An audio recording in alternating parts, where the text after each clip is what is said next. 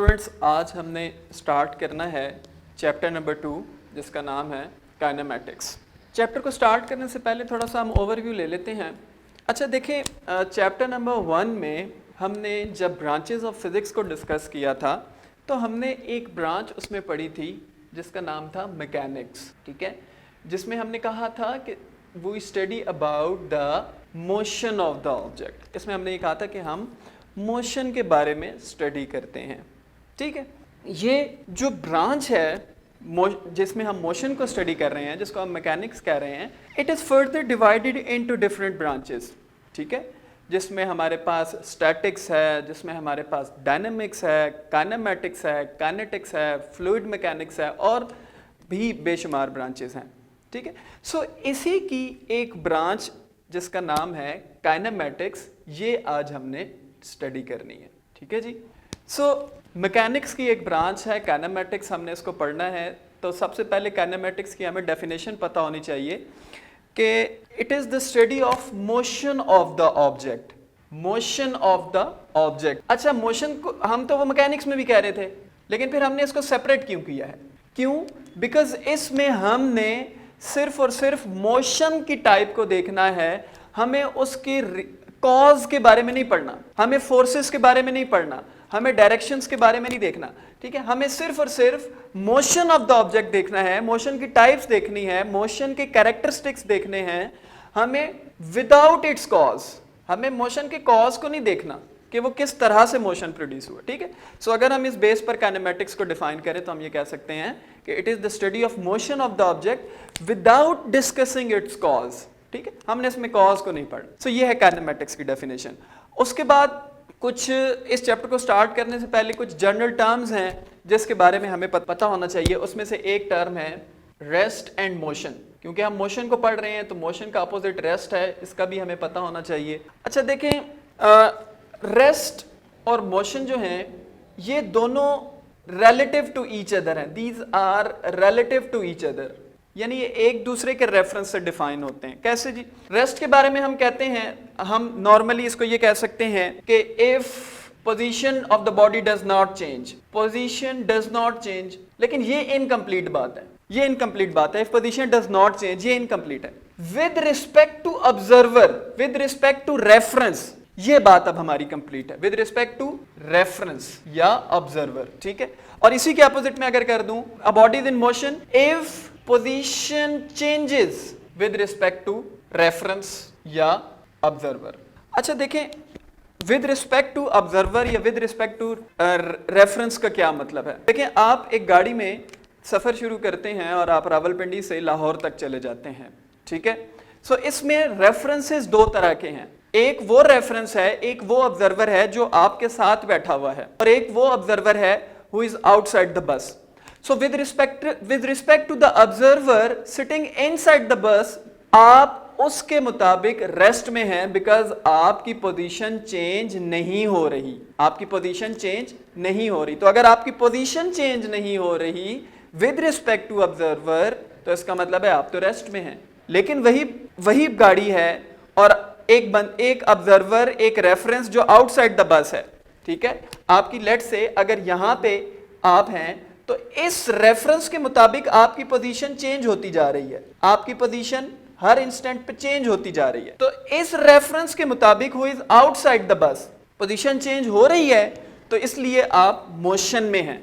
लेकिन जो आपके साथ पैसेंजर बी बैठा हुआ है, इसके मुताबिक तो आपकी पोजीशन चेंज नहीं हो रही, और आप उसके साथ ही रावलपिंडी से लाहौर तक पहुंच गए हैं और पोजीशन आपकी चेंज नहीं हुई।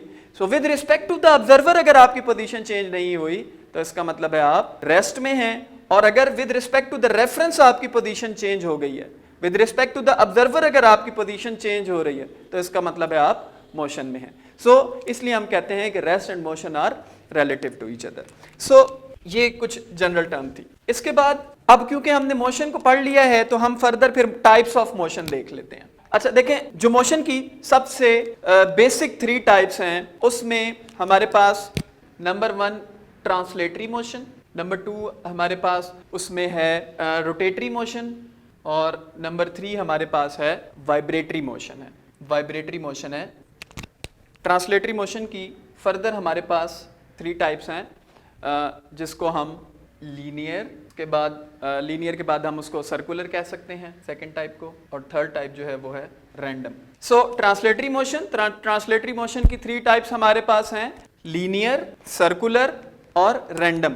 फिर सेकंड टाइप है हमारे पास मोशन की रोटेटरी मोशन, और जो थर्ड टाइप है हमारे पास वो है वाइब्रेटरी मोशन। हम वन बाय वन इन सारों को स्टडी कर लेते हैं। देखिए जो ट्रांसलेटरी मोशन है, ट्रांसलेटरी मोशन हम कहते हैं कि the motion of the object in a straight line without any rotation,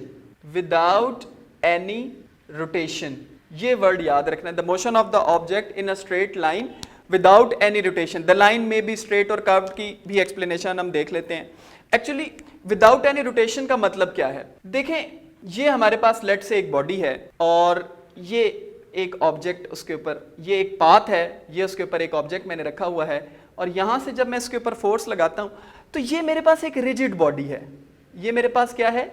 एक रिजिड बॉडी है। तो जब इसके ऊपर मैंने फोर्स अप्लाई की है तो ये पूरी की पूरी बॉडी जो है वो इस तरह से मूव करती है, यानी इस बॉडी के तमाम जो पार्टिकल्स हैं वो parallel to each other move करते हैं। ठीक है, सो आप देखें कि ये स्ट्रेट इस तरह से पूरी बॉडी मूव कर रही है, ये कर्व पाथ पे भी मूव कर सकती है, लेकिन हर केस में the particles of the body are exactly parallel to each other. ठीक है, तो ये मतलब है the body moves in a straight line without any rotation. जब मैं कहता हूं विदाउट एनी रोटेशन तो उससे मुराद मेरी ये है कि जब भी रिजिड बॉडी स्ट्रेट लाइन पे मूव कर रही है या कर्व पाथ पे मूव कर रही है, so each and every particle of the body is moving in a straight line और in a curve path and they are parallel to each other.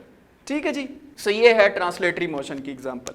फिर लीनियर मोशन, हमें लफ्ज से ही पता चल रहा है, लीनियर का मतलब होता है स्ट्रेट लाइन, लाइन से हम इसको समझ सकते हैं। ठीक है जी, इसको याद रखने के लिए हम लाइन से समझ सकते हैं। तो straight line motion of the body, straight line motion of the body, इसकी एग्जांपल में हमारे पास कोई कार है, अगर वो स्ट्रेट लाइन में जा रही है, ठीक है, तो वो लीनियर मोशन है। एरोप्लेन है, स्ट्रेट फ्लाई कर रहा है, तो वो एरोप्लेन। इसी तरह कार, तो स्ट्रेट लाइन में अगर कोई भी ऑब्जेक्ट मूव कर रही है तो वो लीनियर मोशन है। वो क्या है?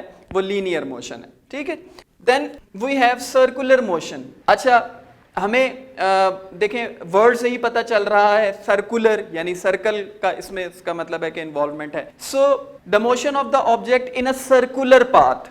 ठीक है, motion in circular path.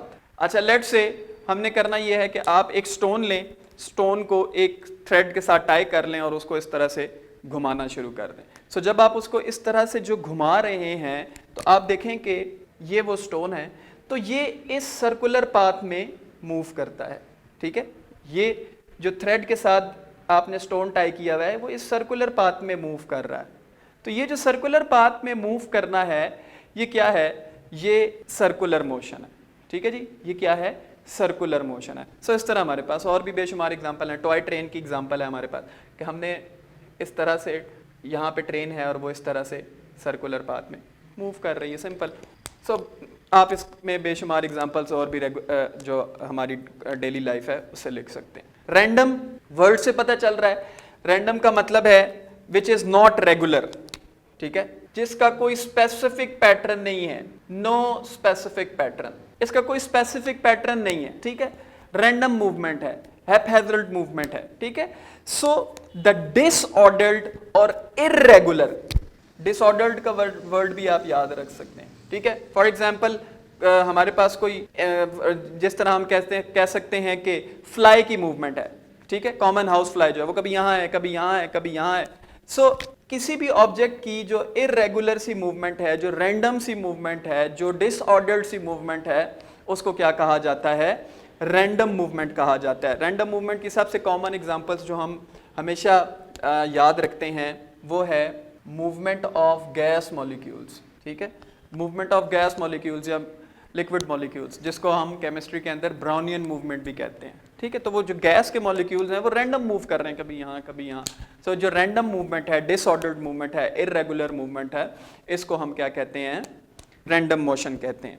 Next हमारे पास जो सेकंड कैटेगरी है वो है रोटेटरी मोशन। अच्छा देखें, जो रोटेटरी का वर्ड है इट इज मोर और लेस सिमिलर टू सर्कुलर, लेकिन इसमें थोड़ा सा डिफरेंस है, ठीक है। तो हम सबसे पहले इसकी डेफिनेशन को समझ लेते हैं, उससे पहले एक एग्जांपल को देखते हैं। आपने अक्सर फैन की मूवमेंट को ऑब्जर्व अगर करें, या हमारे पास टॉप होते हैं जिसको आप उर्दू में लट्टू कहते हैं, उसको अगर हम इस तरह से रोटेट करते हैं, सो हमने ऑब्जर्व किया होगा, let's say this is the toy top, ठीक है। तो जब हम इसको इस तरह से घुमाते हैं तो आप देखें कि ये कंटिन्यूअस घूमता रहता है, लेकिन इस पॉइंट के अराउंड घूम रहा है। बात समझ रहे हैं? तो ये जो पॉइंट है ये एक्सिस कहलाता है, वो पॉइंट जिसके around which the body moves, around which the body rotates is known as axis, ठीक है। सो इस बेस पर हम कह सकते हैं कि रोटेटरी मोशन वो मोशन होता है in which the body rotates around an axis, the body moves around an axis, ठीक है। तो रोटेटरी मोशन को हम कह सकते हैं motion of object around an axis. और एक्सिस क्या है? एक्सिस वो पॉइंट है जिसके इर्द गिर्द बॉडी रोटेट करती है। इसी तरह आप फैन की एग्जांपल को कंसीडर करें तो वो जो फैन है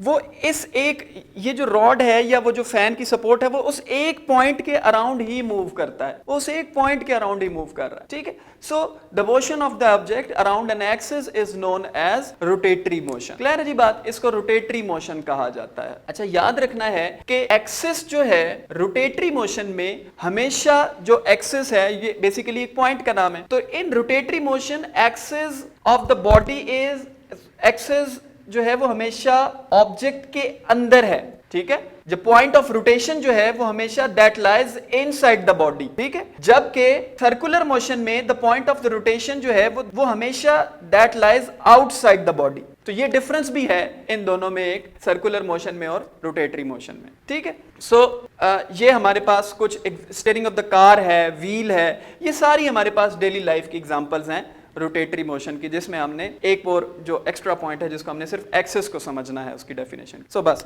तीसरी चीज है हमारे पास वाइब्रेटरी मोशन। अच्छा देखें जी, जो वाइब्रेटरी मोशन है इसके लिए हम टू एंड फ्रो का भी वर्ड इस्तेमाल करते हैं, बैक एंड फोर्थ का भी इस्तेमाल करते हैं, ठीक है। इसके अलावा हम ये भी कह सकते हैं कि the motion around a mean position, किसी एक मीन पोजीशन के अराउंड बॉडी का बार बार मूव करना। सो ये सारी जो है वर्ड, सो हम इसको कह सकते हैं the two and fro motion of the body, इसको क्या कहा जाता है? वाइब्रेटरी मोशन कहा जाता है। इसको क्या कहा जाता है जी? वाइब्रेटरी मोशन कहा जाता है। कैसे कहा जाता है? देखें, हम इसकी एक एग्जांपल समझ लेते हैं।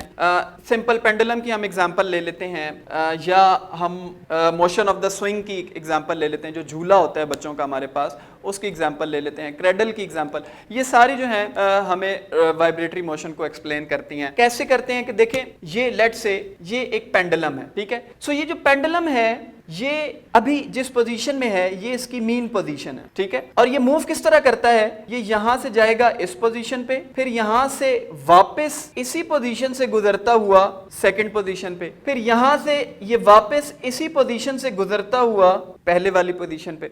तो आप देखें कि ये एक मीन पोजीशन है और ऑब्जेक्ट जो है इस मीन पोजीशन के अराउंड वाइब्रेट कर रहा है, ठीक है। सो इसको हम टू एंड फ्रो या बैक एंड फोर्थ भी कह सकते हैं, ठीक है। सो इसी तरह स्विंग की एग्जांपल है, तो वो जो बच्चा झूला ले रहा है, लेट से ये अभी जो पोजीशन है ये मीन पोजीशन है, तो वो यहां से ही बैकवर्ड जाएगा, फिर उसी मीन पोजीशन से गुजरकर आगे जाएगा, फिर वापस उसी मीन पोजीशन से गुजरकर पीछे, और फिर तो वो उस मीन पोजीशन के अराउंड जो कंटिन्यूअस मूवमेंट है, जो वाइब्रेशन है, उसको हम वाइब्रेटरी मोशन कहते हैं, ठीक है। सो हमारे पास इसके अलावा भी बेशुमार एग्जांपल्स हैं डेली लाइफ में इसकी। सो यहाँ तक हमने कुछ बेसिक टाइप्स डिस्कस की हैं मोशन की। कुछ चीज़ें और देख लेते हैं।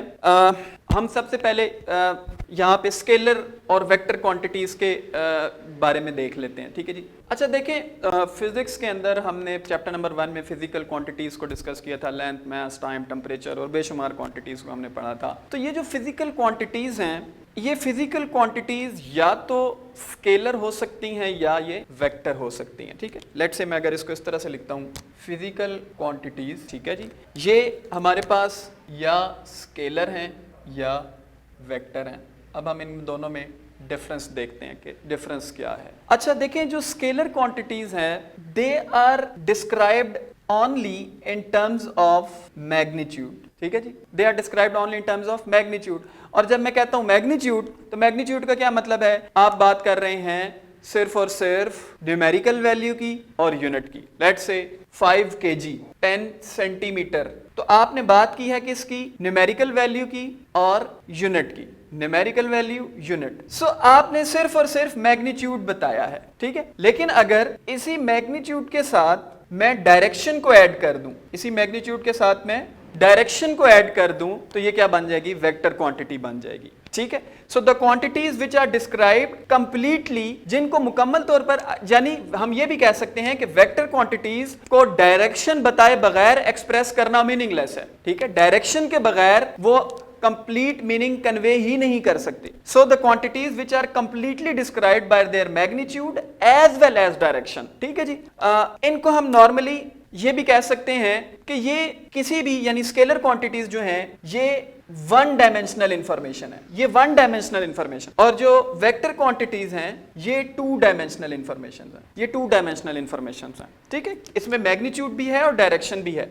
और स्केलर जो है इसमें सिर्फ मैंने अभी बात की 5 kg, तो मैग्नीट्यूड मैंने बताया है, और मैग्नीट्यूड का क्या मतलब है, सिर्फ और सिर्फ न्यूमेरिकल वैल्यू और यूनिट, सिर्फ न्यूमेरिकल वैल्यू और यूनिट, मेरी बात कंप्लीट है, ठीक है। लेकिन अगर मैं कहता हूं vector quantity, for example force, ठीक है, फोर्स है, डिस्प्लेसमेंट है, टॉर्क है, ये क्या है, ये वेक्टर क्वांटिटीज हैं, ये वेक्टर क्वांटिटीज हैं। सो मैं फोर्स की एक एग्जांपल ले लेता हूं। लेट्स से कि ये मेरे पास एक ऑब्जेक्ट है, ठीक है, इस पर 10 न्यूटन की फोर्स लग रही है। अब 10 न्यूटन की जो फोर्स है, हो सकता है कि 5 न्यूटन की इस डायरेक्शन में हो और 5 न्यूटन की इस डायरेक्शन में हो, ठीक है।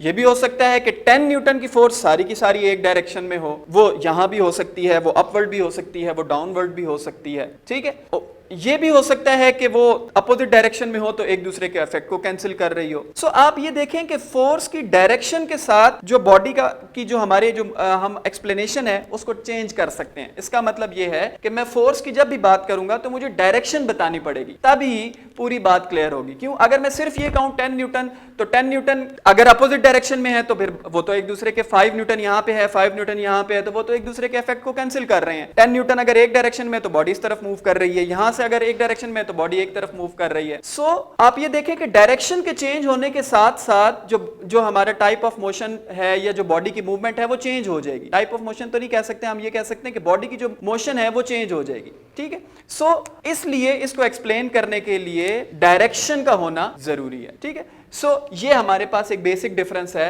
स्केलर क्वांटिटीज का और वेक्टर क्वांटिटीज का। सो स्केलर्स और वेक्टर क्वांटिटीज के बाद जो टॉपिक है वो है रिप्रेजेंटेशन ऑफ वेक्टर, कि हमने ऑन पेपर वेक्टर क्वांटिटीज को कैसे डिफरेंशिएट करके लिखना है स्केलर क्वांटिटीज से। सो वेक्टर क्वांटिटीज को रिप्रेजेंट करने के लिए जो हमारे पास मेथड्स हैं वो दो मेथड्स हैं। एक को हम कहते हैं सिंबॉलिक रिप्रेजेंटेशन, कि आप सिंबल्स के थ्रू रिप्रेजेंट कर दें। एक है जी सिंबॉलिक रिप्रेजेंटेशन और एक है हमारे पास ग्राफिकल रिप्रेजेंटेशन। हम दोनों को वन बाय वन देख लेते हैं। अच्छा, सिंबॉलिक रिप्रेजेंटेशन का तो मतलब हमें वर्ड से ही पता चल रहा है बिल्कुल कि सिंबल के थ्रू रिप्रेजेंट कर देना। तो सिंबल के थ्रू रिप्रेजेंट करने का मतलब ये है कि आपने सिंबल से लिखना तो है लेकिन उसको बोल्ड करके लिखना है, ठीक है, मोटे अल्फाज में लिखना है। लेट्स से मेरे पास एक वेक्टर क्वांटिटी है वेलोसिटी, तो मुझे उसको बोल्ड करके लिखना होगा, मोटे अल्फाज में लिखना होगा। तो इसका मतलब ये है कि ये वेक्टर क्वांटिटी है। लेकिन क्योंकि ऑन पेपर बोल्ड करके लिखना थोड़ा सा मुश्किल होता है, कंप्यूटर में तो ठीक है, सो हम इसको इस तरह से भी लिख सकते हैं। इसके ऊपर मैं अगर एक एरो हेड डाल दूं, ठीक है, इसी तरह अगर फोर्स है तो मैं जो भी वेक्टर का सिंबल है उसके ऊपर एक एरो हेड डाल देता हूं, तो इसका मतलब है कि ये वेक्टर क्वांटिटी है। नाउ दूसरा जो मेथड है वो है graphical representation of the vector. ये थोड़ा सा डिटेल्ड मेथड है, हम इसको भी देख लेते हैं। ग्राफिकल रिप्रेजेंटेशन से हमें वर्ड से पता चल रहा है कि कोई ग्राफ है। सो ग्राफ ड्रॉ करने के लिए सबसे पहले तो हमारे पास ये दो एक्सिस होने चाहिए which are perpendicular to each other, और ये उन दोनों एक्सिस का ओरिजिन है, ठीक है। ये तो उन दोनों एक्सिस का ओरिजिन है, यानी यहाँ पर ये जो आप लाइन देख रहे हैं जो हॉरिजॉन्टल है ये एक्स एक्सिस कहलाती है, और जो ये लाइन है ये वाई एक्सिस कहलाती है। और ये जहां पे मिल रहे हैं ये इन दोनों का ओरिजिन है, यानी यहां पर x भी 0 है और y भी 0 है। ठीक है जी। सो सबसे पहले तो आपने इस तरह से you have to draw two perpendicular lines. अच्छा, एक ऐसा भी ग्राफ होता है जिसमें z एक्सिस भी होता है, ठीक है, लेकिन हमारी बुक में जितने भी ग्राफ हैं वो ये x और y एक्सिस वाले ही हैं और उससे रिलेटेड कोई चीज़ नहीं है, तो फिलहाल हम यहाँ तक ही डिस्कस कर लेते हैं। तो सबसे पहले आपने जो स्टेप 1 है उसमें ये ग्राफ ड्रॉ कर लेना है, ठीक है। जो स्टेप 2 है सिलेक्शन ऑफ सूटेबल स्केल। अच्छा, स्केल का मतलब ये है, अब कोई भी वेक्टर क्वांटिटी है आपने उसको ऑन पेपर रिप्रेजेंट करना है। लेट्स से हमारे पास एक क्वांटिटी है जिसका लेट्स से वेक्टर क्वांटिटी है फोर्स। आप फोर्स को वेक्टर्स के ग्राफ के थ्रू रिप्रेजेंट करना चाहते हैं। लेट्स से आपने रिप्रेजेंट करना है 100 न्यूटन फोर्स को ऑन पेपर ड्रॉ करना है एक्चुअली। तो स्केल सिलेक्शन का मतलब ये है कि आप ये बताएं कि जब यहां पर आप ग्राफ ड्रॉ करेंगे, लेट्स से आप ये कहते हैं कि 1 सेंटीमीटर, आप ग्राफ के ऊपर जब 1 सेंटीमीटर की लाइन ड्रॉ करेंगे तो एक्चुअली उसका मतलब क्या है, आप ये कहते हैं कि 1 centimetre is equals to 1 newton force. आपने ये एक स्केल डिसाइड कर लिया है, ठीक है। सो स्केल, अगर स्केल को देखा जाए तो स्केल सिलेक्शन तो ठीक है, लेकिन क्या ये स्केल सिलेक्शन सूटेबल भी है? तो सूटेबल तो नहीं है, क्योंकि अगर इस लिहाज से देखा जाए तो अगर 1 सेंटीमीटर 1 न्यूटन को रिप्रेजेंट कर रहा है तो 100 न्यूटन को रिप्रेजेंट करने के लिए हमें 100 सेंटीमीटर्स की लाइन ड्रॉ करनी पड़ेगी, और अगर फोर्स 1000 हो जाए तो 1000 सेंटीमीटर्स की लाइन ड्रॉ करनी पड़ेगी। सो ये तो सूटेबल नहीं है, ऑल्दो स्केल ठीक है लेकिन सूटेबल नहीं है। तो जब हमने कहा है सिलेक्ट अ सूटेबल स्केल, तो सूटेबल स्केल का मतलब है कि ऐसा स्केल ड्रॉ करना है जो प्रैक्टिकली पेपर पे ड्रॉ करना पॉसिबल हो। सो हम ये कह लेते हैं कि जी 1 centimetre is equals to 20 newton, यानी ऑन पेपर 1 सेंटीमीटर जो है वो 20 न्यूटन फोर्स को रिप्रेजेंट करेगा। सो अगर यहां से देखा जाए तो फिर इसका मतलब ये है कि मैं अगर 5 सेंटीमीटर की लाइन ड्रॉ कर देता हूं जिस भी गिवन डायरेक्शन में आपको कहा गया है, लेट्स से ये नॉर्थ है, ये ईस्ट है, अगर नॉर्थ ईस्ट में कहा गया है या आपको कोई स्पेसिफिक एंगल दिया गया है 30 डिग्री 40 डिग्री, या अगर आपको कोई स्पेसिफिक एंगल दिया गया, तो जो भी आपको गिवन डायरेक्शन है, जो भी गिवन एंगल है, वहां पर आप 5 सेंटीमीटर की लाइन को ड्रॉ कर देंगे इस स्केल के मुताबिक। तो ये हो गया आपका सिलेक्शन ऑफ द स्केल, ठीक है। सो जब भी आप ग्राफ ड्रॉ करते हैं तो उसके एंड पर आपने ये स्केल सिलेक्शन लिखनी होती है। तो आपने यहाँ पे लिखा है 1 centimetre is equals to 20 newton. तो अब इस ग्राफ को पढ़ने वाला जो भी है वो इस लाइन को मेजर करेगा,